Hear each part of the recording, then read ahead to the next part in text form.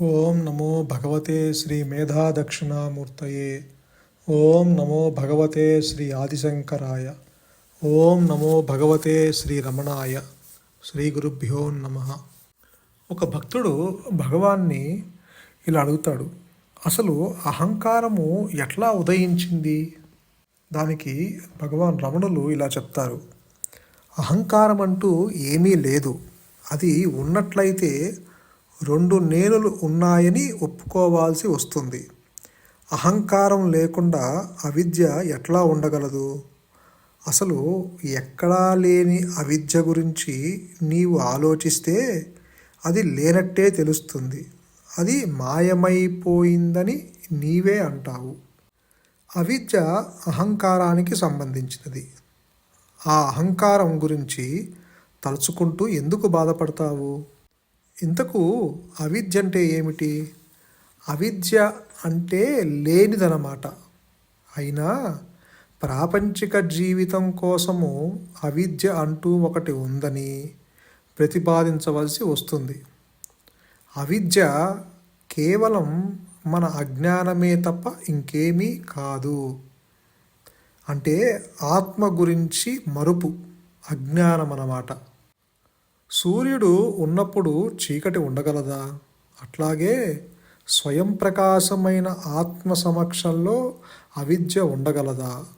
నువ్వు ఆత్మవేనని తెలుసుకుంటే ఇక అంధకారం కానీ అవిద్య కానీ శోకం కానీ ఉండనే ఉండవు. దుఃఖాన్ని బాధని అనుభవించేది ఈ మనస్సే. అంధకారం రాను రాదు, పోను పోదు. సూర్యుణ్ణి చూడు, అంధకారం లేనే లేదు. అట్లాగే ఆత్మని గమనించు, అప్పుడు అవిద్య అంటూ ఏమీ లేదని తెలుస్తుంది.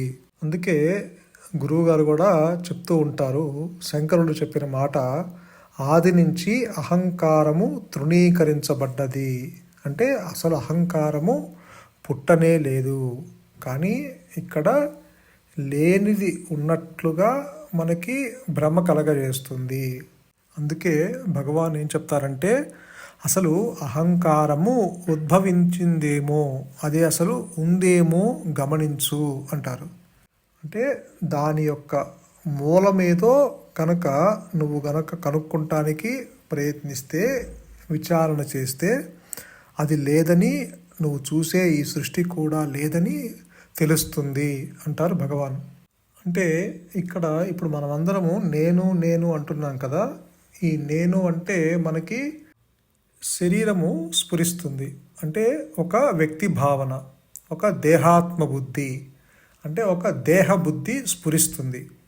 అంటే అటు జడము కాక ఇటు చిత్తు కాక చిత్ జడ గ్రంథి అంటారు. అంటే అటు జ్ఞానము కాక ఇటు శరీరము కాక మధ్యలో ఈ మాయా నేను ఉద్భవించినట్లుగా మనకి అగుపిస్తుంది.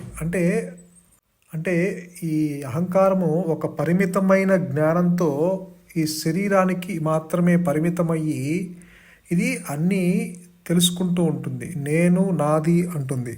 అంటే ఈ అహంకారాన్నే నేను అని మనము ఒక తప్పుగా అర్థం చేసుకొని దానితో తాదాప్యం చెందుతున్నాము. కాబట్టి ఈ అహంకారము పుడితే, అంటే నేను పుడితే సకలము పుట్టినట్టే. ఈ అహంకారం ఉన్నవాడికి ఇతరులు ఉన్నారు. అదే ఈ నేను కనుక పోతే సకలము పోయినట్టే. అంటే ఈ అహంకారం లేని వాడికి ఇతరులు లేరు. అంటే అజ్ఞానులకి ఇతరులు ఉన్నారు, కానీ జ్ఞానికి మాత్రం ఇతరులు లేరు. కాబట్టి ఈ అహంకారము ఉన్నంత కాలము ఈ రూపము లేని ఈ నిరాకారమైన పరమాత్ముని ఎవరైనా ఊహించగలరా?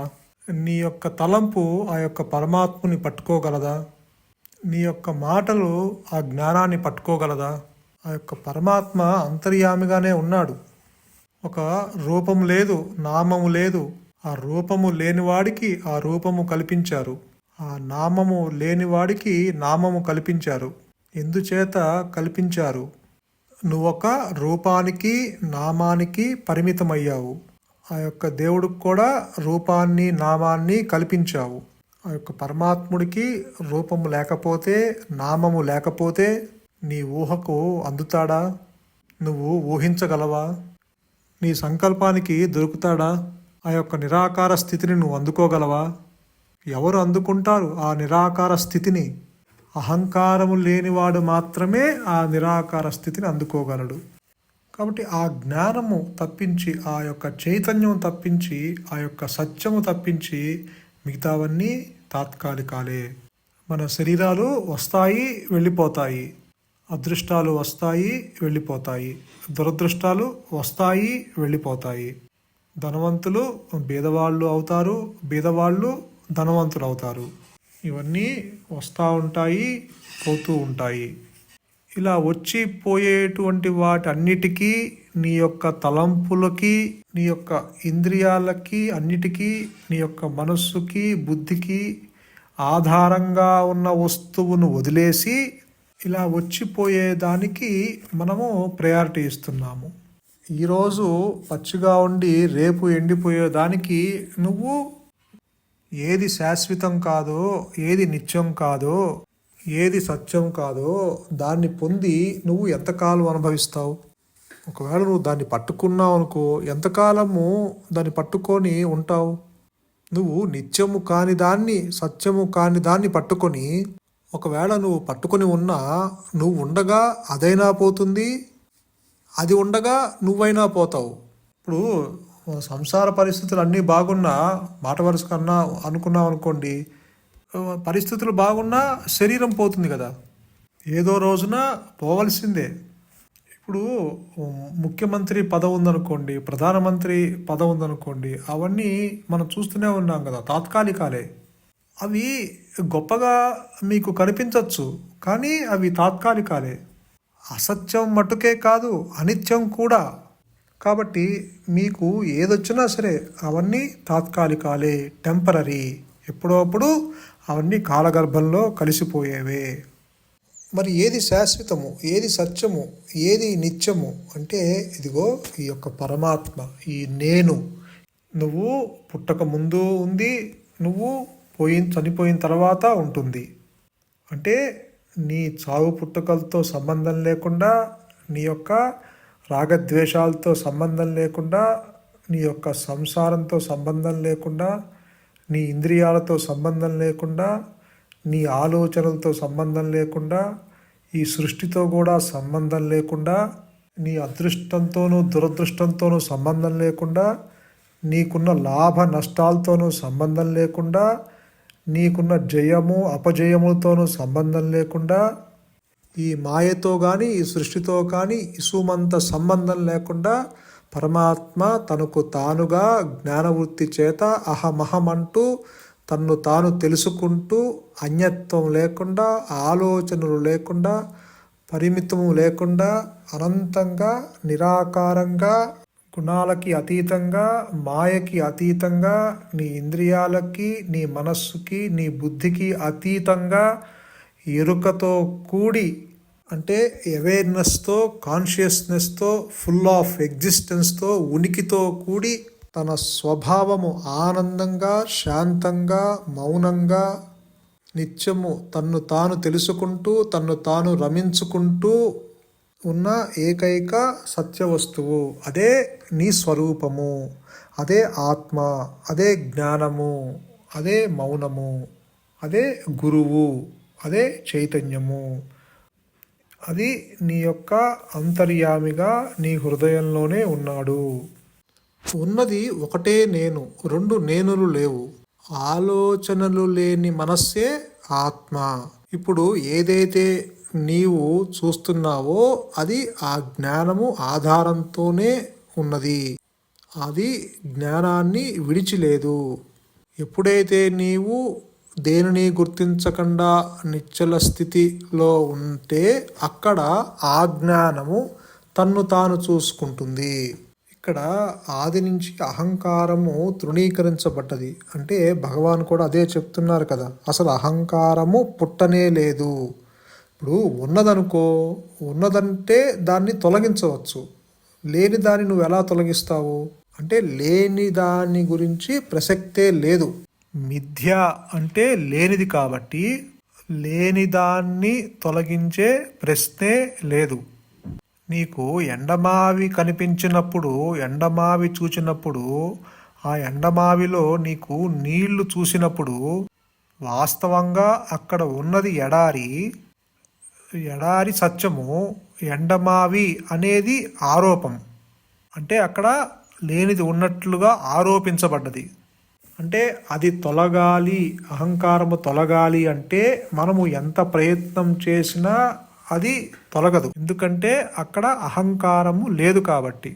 అందుకే భగవాన్ రమణులు ఏమంటారంటే, ఈ వ్యక్తి భావన, ఈ యొక్క దేహబుద్ధి ఉంది అనుకుంటున్నావు కదా, అది ఉన్నదేమో విచారణ చెయ్యి అంటున్నారు. ఇక్కడ నువ్వు మనస్సు ఉన్నది ఉన్నది అనుకుంటున్నావు కదా, ఇక్కడ విచారణ చేస్తే అది లేకుండా పోతుంది అంటున్నారు కదా. ఇప్పుడు లేకుండా ఎట్లా పోతుంది? ఉన్నది లేకుండా పోదు. ఆ మనస్సు లేనిదే కనుక లేనిది ఉన్నట్లు కనపడుతుంది కాబట్టి అక్కడ భగవాన్ విచారణ చేయమంటున్నారు.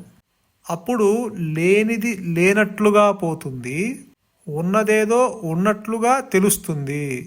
ఇక్కడ తెలియటము అంటే వ్యక్తిగా ఉండి తెలియటం కాదు, అక్కడ అనుగ్రహము చేత తన స్వరూపంగా ఉన్న స్థితిని ప్రకటించాలే తప్ప నీ యొక్క అహంకారము, నీ యొక్క దేహాత్మ బుద్ధి, నీ యొక్క వ్యక్తి భావన నిలబెట్టుకొని తెలియటం కాదు. ఎట్లయితే సూర్యుడు ఉదయించటము, వెలుగు ఒకేసారి ఒకే సమయంలో రావటం జరుగుతుందో, అట్లాగే అనుగ్రహం చేత తన స్వరూపాన్ని నీ స్వరూపంగా గ్రహించేటట్లు, నిలిచేటట్లు ఉన్న స్థితి ఏర్పడుతుందో, అక్కడ అదే సమయంలో ఈ అహంకారము, ఈ మాయా నేను, ఈ యొక్క వ్యక్తి భావన లేనిది లేనట్లుగా ఎగిరిపోతుంది. అంటే అప్పటిదాకా ఉన్న భ్రాంతి తొలగిపోతుంది. అంటే నువ్వు అక్కడ కొత్తగా పొందింది ఏమీ లేదు. ఆ భ్రాంతి తొలగటం వల్ల ఉన్నది ఉన్నట్లుగా నీ స్వరూపంగా అనుగ్రహం చేత అది వ్యక్తమవుతుంది. అక్కడ అది కొత్తగా పొందేది కాదు, అది ఆల్రెడీ సిద్ధించిన సద్వస్తువు. సంతోషం. మౌనమే నీ సహజత్వం. మౌనమే శరణ్యం. ధన్యోస్మి.